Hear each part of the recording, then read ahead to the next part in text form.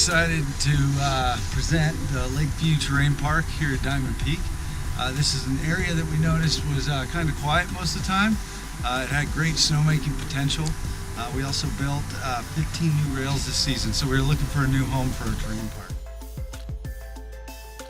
Lakeview Terrain Park is a little bit more of a progression terrain park. It's got something for everybody in here. We've got small boxes to a small jump. We also got some medium rails to what's behind me here is more of a medium jump. This jump's about 30 to 35 feet.